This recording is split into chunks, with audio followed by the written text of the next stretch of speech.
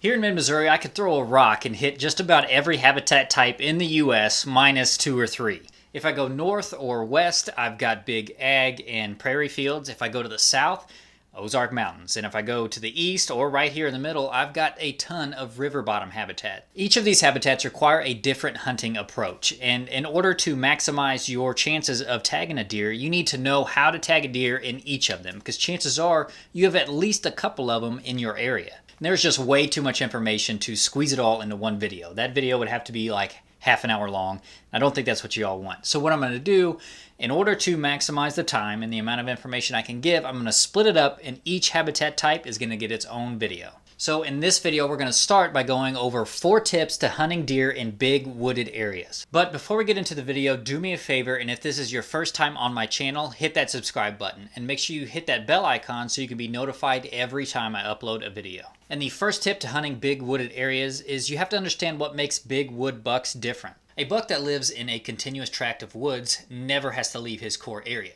He can find pretty much everything he needs right underneath that closed forest canopy. Now that doesn't mean he doesn't leave, but he doesn't have to. So trying to find an ambush point outside of that area is extremely difficult and relies mostly on luck. And this is where a lot of private land hunters would try to do a deer drive and get those bucks and any other deer in the area up on their feet and pushed towards a waiting hunter. But in these big tracts of woods, there's always pockets of dense cover that these deer can go to. So they'll either run to those or they'll just hide down in them and wait for you to walk by.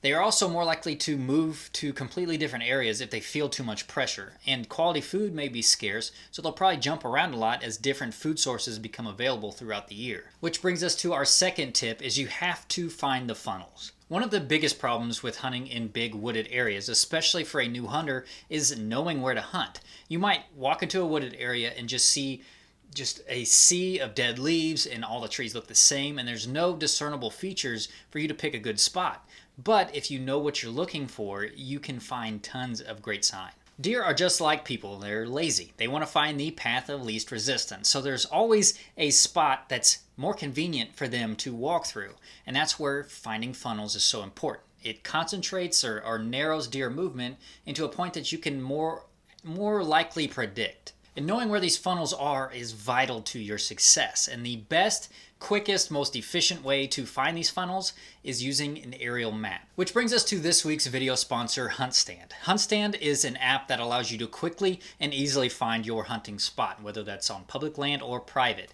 You have a ton of different options when it comes to map types to look at. You've got satellite, you've got topographic, you've got terrain, you've got this one that's my personal favorite, and it's called Outdoors, and it is a combination of topographic and terrain. You can even see parcel information for free on the app. With the free version, you get up to 10 clicks per month, and then any more after that, you got to buy the premium version, and then you get unlimited. So if you want to find out who owns every piece of property in your state, you can. I used this extensively in the late winter, early spring when I was trying to find new places to coyote hunt. You can save your property with the boundary information. You can mark your food plots, your trails, your tree stands, anything you can mark on this map, it will save for you for reference later. And if you like a more old school look or a more awesome look, you can get high resolution, high quality, durable maps of your property with all of your markings on it printed right from the app. They have a quick turnaround time of about 5 to 7 days and have a price that's about half of anybody else. But the thing that sets HuntStand apart is the Hunt Zone feature. What it does is it downloads future weather information and then uses it to show you where your scent would go up to 72 hours in the future.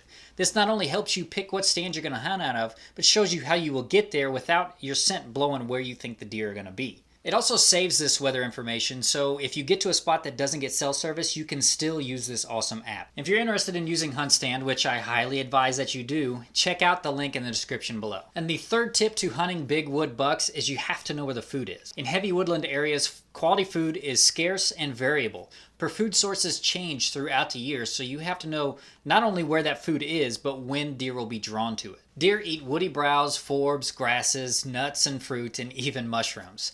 Now all these food sources change throughout the year, but there is one food source that you can pretty reliably predict when and where it will be. and that is acorns. Now, very few oak trees produce acorns every year, so what you want to do is grab some binoculars and glass the tops of oak trees until you find one that's producing some.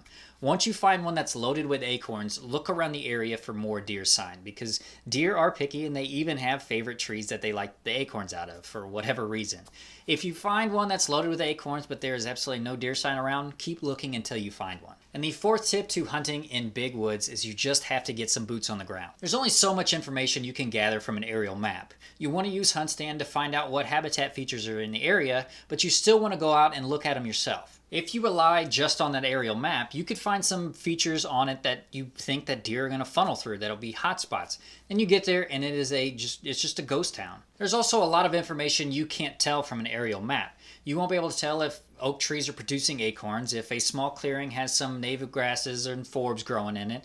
You won't be able to see any scrapes or rubs or any other deer sign you can think of. Get those boots on the ground, get out there and look around, and then you can use HuntStand while you're out there and mark each spot that you find. Every little deer sign you find, you mark it on the map. Then you can use that information all together to find the pattern, to find out where the best spot to set up would be. So that was 4 tips to hunting deer in big wooded areas. If you have any more tips, make sure you leave those down in the comments below. Hit that like button if you like this video, share it if you found it helpful, and make sure that you are subscribed so you can stay informed.